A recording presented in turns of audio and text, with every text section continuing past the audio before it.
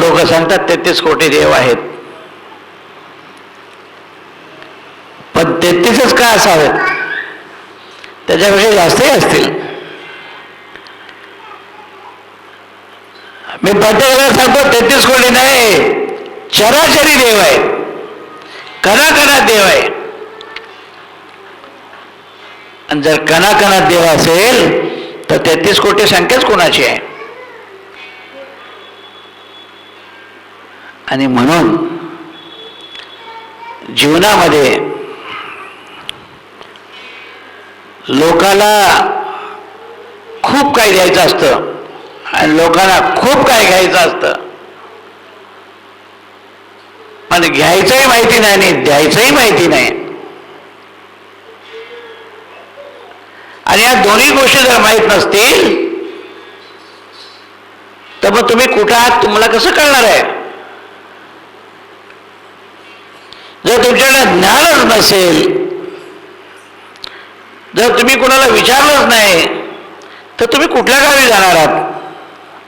कुठलं गाव तुम्हाला कळणार आहे? पृथ्वी तर गोल आहे, त्या गोल पृथ्वीत तुम्ही कुठे शोधला जाणार आहात? कुठं भटकणार आहात? आणि म्हणून जर तुम्ही माझा मनापासून विचार केलात की मी माझ्या आईला रोज पाय पडेल, रोज एकदा पाय पडायचं, तुम्ही 6 महिने करून बघा. 6 महिन्यात तुम्हाला काय अनुभव नाही आला तर 7व्या महिन्यात पडू नका. पण 6 महिन्यात ज्यावेळी तुम्ही पडाल, आता काही लोक बोलतील आमचे आई वडील गेलेत. तुमचे आई वडील कधीच जात नसतात. का? तर आई वडील कधी जात नसतात जोपर्यंत आपला श्वास असतो. आपण आहे म्हणजे आई वडिलांनी दिलेली दान आहे. झाड लावलंय म्हणजे ते झाड मोठं होईल, फांद्या फुटतील, फळं लागतील. ते फळ असं म्हणून चालेल का की माझं झाड, माझी फांदी?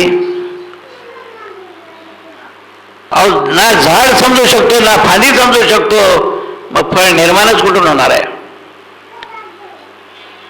आणि म्हणून जीवनामध्ये आई वडील आणि गुरु हे इतके पूजनीय असतात की त्यांचा कधी तिरस्कारच करायचा नसतो. तिरस्कार करायचा असतो तो मनाच्या विचाराचा करायचा असतो की आपलं मन आपल्याला का कुठे घेऊन जात नाही. कुठं म्हणजे कुठं तरी गावाला घेऊन नाही जायचं, कुठंतरी मंदिरात घेऊन जायला पाहिजे. मी माझ्या प्रत्येक प्रवचनात लोकांना सांगतो, आया बहिणींना तर सांगतो की तुम्ही लहान मुलाला मंदिरातला देव कुठे आहे सांगा, मंदिरातला देव कोणता आहे तो सांगा, तुम्ही देवाचे फोटो दाखवा आणि कुठल्या तरी मंदिरात घेऊन जात जा, म्हणजे त्याला मंदिरात जाणं हे माहीत पडेल की हा माझी आई मला मंदिरात घेऊन जात होती. म्हणजे त्याला त्याचा संस्कार कळतो, त्याची शिस्त त्याला कळते की मंदिरात चप्पल बाहेर काढून यायचं आहे. आणि जर मंदिरात नेलं नाही तर तो घरात बुटं घेऊन येतो. आजकाल फॉरेन फंडिंग आहे, चप्पल घालाने घरात फिरा. अरे पण घरात तरी तुम्ही मोकळ्या पायाने ज्यावेळी चालता त्यावेळी तुम्हाला ही जी जमिनीची ऊर्जा मिळते ते तुमचं सर्व कष्ट हरण करते. बूट किंवा चप्पल घालून तुमचं हे सर्व हरण होत नसतं. का? तर तुम्हाला सांगतो मी, तुम्ही एक कागद वरती पाय ठेवा, खाली त्याचा छाप उठणार आहे का? नाही उठणार. तसं तुम्हाला जे गुरुत्वाकर्षण हवं आहे, तुम्हाला जे ओढायची शक्ती हवी आहे, ते तुम्हाला मिळेल का? तुम्ही जर लाईटीत, हे लाईट आहे, त्याची जर वायर काय काम करत असेल तर तुम्ही लाकूड पायाखाली घेता, कारण लाकडात ते येणार नाही. तसं जीवनामध्ये तुम्हाला खरोखर अगर वाटत असेल की माझ्या जीवनाचा उद्धारच व्हावा, ठीक आहे, एवढे वर्ष गेली, काय हरकत नाही. जीवनामध्ये एवढे वर्ष फुकट गेले, काही हरकत नाही, कारण अमावस्यानंतरच पौर्णिमा येते की नाही येते का? पौर्णिमेनंतर अमावस्या येते, असंच काय आहे ना? अहो, जर अमावस्या असेल तर पौर्णिमा रोज चंद्र थोडा थोडा वाढत जातो, पण पौर्णिमा झाल्यानंतर चंद्र खाली खाली होत जातो आणि मग अमावस्या येते. म्हणजे तुम्हाला देवाने संधी दिली की तुमच्या जीवनात तुम्ही गुरु कराने तुमचा मोक्ष करून घ्या, तर याच्यासारखी दुसरी कुठली संधी आहे का? याच्यासाठी दुसरी कुठली संधीच नाही. खूप लोकांमध्ये एक समाज होता पूर्वी, पण पूर्वीची जी लोक होती, हे काय कुठला धर्म घेऊन आलेले नव्हते. पूर्वी सनातन हा एकच धर्म होता ज्याच्यामध्ये सर्व होते. जो जसा काम करत होता तसं तो 12 बलुतेदार झाला. मग त्याने काय गुन्हा केला? अरे, आई जन्म देते काय, ते तुम्हाला कुठला समाज म्हणून देते? नाही देत. आई माझ्या बाळाला जन्म देते. आई कोणाला जन्म देते? आई बाळाला जन्म देते. आणि ज्यावेळी आई बाळाला जन्म देते, तसं जीवनामध्ये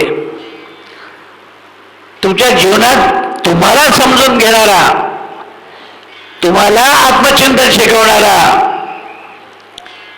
तुम्हाला केल्या कर्माचा दोष मुक्त करणारा जर कोणी हवा, तर तो गुरु सारखा दुसरा कोणी होऊ शकत नाही. तुम्ही शाळेत सगळे जण जाऊन आलेले आहेत, बरोबर आहे ना? तुमचे शिक्षक, मी आता थोडा पूर्वी बोललो की तुमच्या शाळेत शिक्षक भरती करा, तर तुम्ही सर्व समाजाचे करा, बोललो की नाही?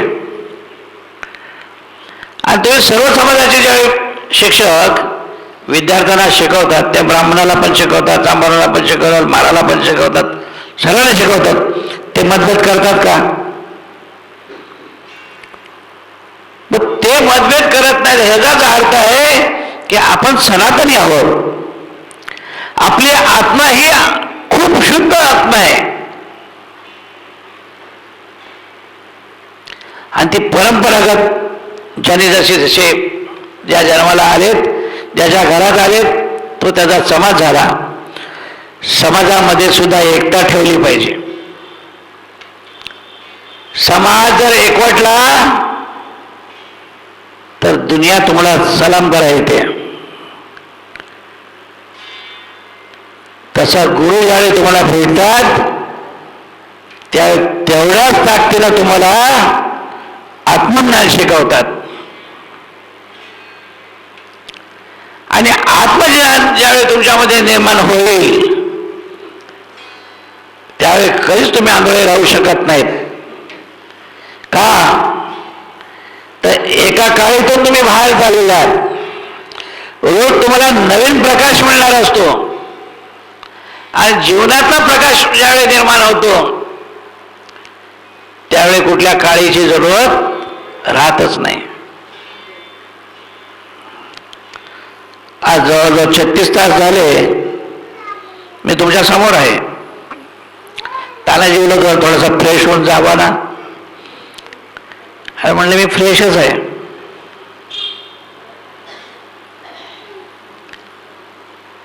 ज्याचं मन तुमच्यामध्ये आहे आणि तुमच्यासारखा एवढा सगळा प्रकाश माझ्या समोर आहे, तर ह्याच्यापेक्षा आणखी मला कोण पाहणार आहे? कोण नाही. म्हणजे मनाला प्रकाश मोठा पाहिजे. मन सांगतंय चिंतन व्हायला हवं. चिंतनात मन रमलं पाहिजे. आणि ज्यावेळी चिंतनात मन ज्यावेळी रमतं त्यावेळी तुम्ही विचार केलेला नसतो इतका अनुभव पाठीशी येत असतो. ज्ञानेश्वर माऊली पहा, भगवान श्रीकृष्णांना पहा, ह्या लहान मूर्ती होत्या, पण ह्या लहान मूर्ती 5000 वर्ष झाले तरी आज आपण आठवण करतोय की नाही करतोय? म्हणजे हे गुरुचिंतन आहे. हे आत्मचिंतनाला जोड आहे की तू कर, मी तुझ्या संग आहे. अहो तुम्ही करणारच नसाल तर तुम्हाला चिंतन देऊन काय फायदा? ते चित्ते समान आहे. तुम्ही जर मंत्र जाप केलाच नाही, रामकृष्ण हरे बोललाच नाही, तर ना तुम्हाला राम आठवणार आहे, ना तुम्हाला कृष्ण आठवणार आहे. तुम्हाला कोणतरी आठवेल दुसरा. येतो का माझ्याबरोबर? मग तो येतो का माझ्याबरोबर मनाला घेऊन जाईल तुम्हाला. आणि म्हणून तुम्हाला एक गोष्ट माहिती असेल, मार्कंड ऋषींच्या मुलाला ज्यावेळी त्यांचा जन्म 7 दिवसासाठी असं कळलं, त्यावेळी त्याने सांगितलं 7 दिवसानंतर माझा मुलगा जाणार आहे, आता करायचं काय?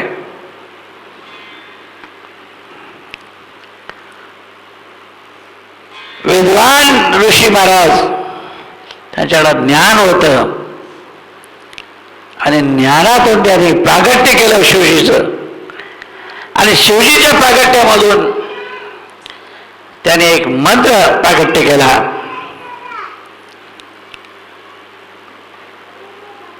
आणि त्या मृत्युंजय महादेवाचं ऋषी महाराजांनी ओम त्र्यंबकम यजामहे सुगंधिम पुष्टिवर्धनम उर्वारुकवंदनम मृत्युर्मुक्षी यमावृतात. मार्कंडाला सांगितलं, मार्कंड्या तो अवघाने अवघा मंत्र जाप कर, अवघाने अवघा मंत्र जाप कर. काय विषाद आहे बोला तुला घेऊन जायचे राव.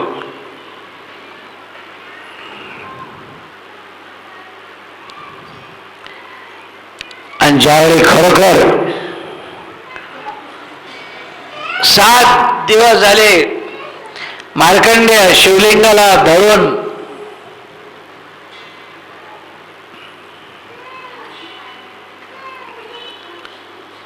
त्र्यंबक मंत्र जपत बसला, त्याला हे कळलं नाही की 7 दिवस आज झालेले आहेत. आणि त्याला हेही नाही कळलं यम किती वेळा जरी दोरी टाकली तर फासा काय त्याच्या गळ्यात जात नाही. का? तर त्याने गुरुच्या मनाचं चिंतन केलेलं आहे, त्याने गुरुच्या नामाच्या चिंतनाचं चिंतन केलेलं आहे. आणि ज्याने चिंतन केलेलं आहे त्याला चिंतेवरती जायची जरूरत नाहीये.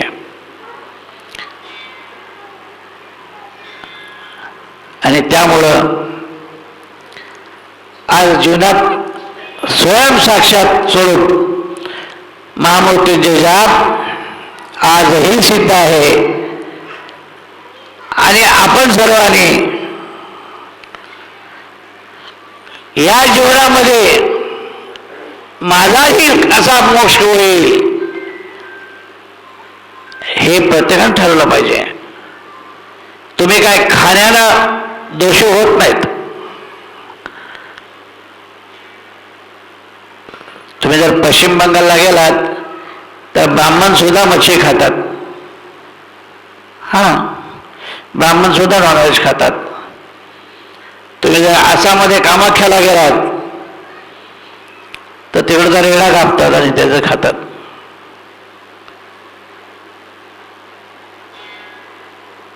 म्हणून तो ब्राह्मण आपण त्याला नाही म्हणू शकतो का? त्याच्याकडून पूजा करून घ्यायची राहतो का? करतो ना पूजा त्याकडून. तसं जीवनामध्ये जर आपल्या जीवनातनं जर आपल्याला जर मोक्ष करून घ्यायचा असेल तर मी नॉनव्हेज आहे की व्हेज आहे हा विचार पहिला डोक्यातनं काढून टाकला पाहिजे.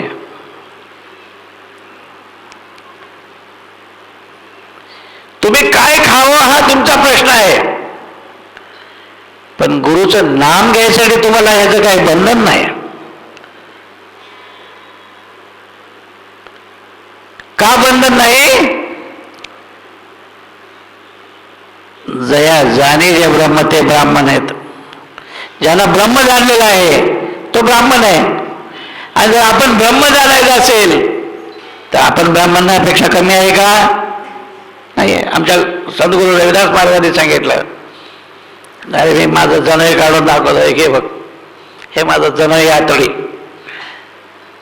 ह्याच्यापेक्षा माझ्या आतड्यापेक्षा दुसरं कुठं जनय होऊच शकत नाही. पण त्यांना भरोसा होता, मी जरी माझा पोट फाडून जनय बाहेर काढलं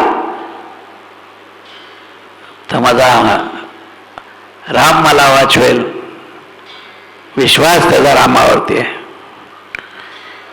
विश्वास त्यांच्या नामावरती आहे, विश्वास त्यांच्या गुरुवरती आहे. आणि म्हणून हनुमानजी महाराजांनी सुद्धा पोट फाडून सांगितलं की हा राम आहे, माझ्या छातीमध्ये राम आहे, पण या मनामध्ये राम नाही आहे. तर जीवनामध्ये तुम्ही हे सत्य लक्षात ठेवा की मी माझ्या जीवनाचा उद्धार करून घेतला पाहिजे. माझा थोडासा वेळ आहे, त्या वेळात मला माझ्या गुरुचं ज्ञान प्राप्त करून घेतलं पाहिजे.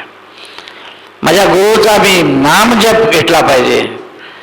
मी गुरुचा शिष्य झालो पाहिजे. का तर ज्ञानेश्वर माऊलीने सांगून ठेवले, जयास वाटे मोक्ष व्हावा त्याने सद्गुरू करावा, कुणी थोडी सद्गुरू करावा. आणि सद्गुरू तुम्हाला काही गुरुनाम करायला वाटायला असं काय बसलेलं नाहीत. जर तुमचा वेळ झाला नसेल तर तुम्ही कशाला गुरु कराल? पण ज्याला वाटतंय की माझा मार्केंड झालं पाहिजे, मी माझा काळ आला तर इथं गेला पाहिजे, का तर माझ्या गुरुची आज्ञा पाळतोय म्हणून तो काळ निघून जाईल. गुरुसारखा महाकर्दन काळ कोणी नाही. पण जीवनात गुरु हवा. गुरु सावली समान आहे. तुम्ही ज्यावेळी बसता तरी तुमची सावली समोर आहे ना. तर तुमचा गुरु ह्या सावलीमध्ये बसलेला असतो. तुमच्या परछाईमध्ये तुमचा गुरु बसलेला असतो की तुम्ही काय करतात की नाही करतात. ज्ञान वैराग्य आहे, पण ते ज्ञान वैराग्य तुमच्यामध्ये यायला हवं. पण केव्हा? ज्यावेळी तुम्ही गुरुचा मंत्र घ्याल तेव्हा. पहिले येणार नाही, कारण ते तुम्हाला माहित नाही. आम्ही रोज रामकृष्ण हरी बोलतो, खरं आहे. आम्ही रोज ओम नमः शिवाय पार्टी करतो, खरं आहे. आम्ही एक नवीन रोज गाडी घेऊन खरेदी करतो. गाडी चाल म्हणून चालते का गाडी? गाडी शिकायला लागते का बिना शिकता गाडी चालवता येते? काय हो, बिना शिकता गाडी चालवता येते का? तसं बिना ज्ञानाचं कुठला मंत्र सिद्ध होऊ शकत नाही. म्हणून म्हटलं गेलेलं आहे की एक नाम गुरुनाम आहे, परमात्माचा एक नाम आहे. आणि एक परमात्माचं नाव तुम्हाला जर पावन व्हायचं असेल तर तुमची मनाची बुद्धी एवढी तल्लख करायला पाहिजे की मी माझ्या जीवनात गुरु केल्याशिवाय राहणार नाही. हा तुमच्या मनात संकल्प पाहिजे. 25 वर्षापूर्वी माझ्याकडे तानाजी आलेला होता द्वारकेत. मला सांगितलं गुरुनाम मला घ्यायचं आहे. मला घे ना, पण तू गुरुनाम का घ्यायची इच्छा ठेवतोस? त्यावेळी त्याने सांगितलं की 4 धामातले प्रमुख धाम आहे. बोले द्वारका 4 धामातले प्रमुख धाम आहे महाराज. ठीक आहे. बोले 12 ज्योतिर्लिंगापैकी एक ज्योतिर्लिंग पण आहे महाराज. तर ठीक आहे. बोले सप्तपुरीपैकी एक द्वारकापुरी पण आहे. बोला हा ठीक आहे. आणि बोले 4 धामातलं प्रमुख धाम द्वारका धाम आहे. आणि द्वारका एकच धाम असं आहे जे मोक्षपुरी आहे. आणि म्हटलं मला गुरु करायचं आहे, तुम्ही नाही म्हणायचं नाही. मग त्याला रात्रभर मी बाहेर उभा केला होता थंडीमध्ये. बोला तो रात्रभर उभं राहायचंस, तुझी परीक्षा केल्याशिवाय मी तुला गुरुमंत्र देणार नाही. पण गुरुचा चेला पक्का होता. रात्रभर बाहेर उभा केला आणि सकाळी 4 वाजता आमच्या द्वारकेला तुम्ही डिसेंबरमध्ये येऊन बघा, थंडी -4 जाते, बर्फ असला सगळं पाणी असतं. आणि त्या पाण्यात त्याला म्हटलं तू डुबकी मारून ये. एक डुबकी नाही, 11 डुबकी लावायची आणि यायचं, तर तुला गुरुनाम देणार नाही तर देणार नाही. तानाजी म्हटला ठीक आहे ना, मी तेही करून येईन.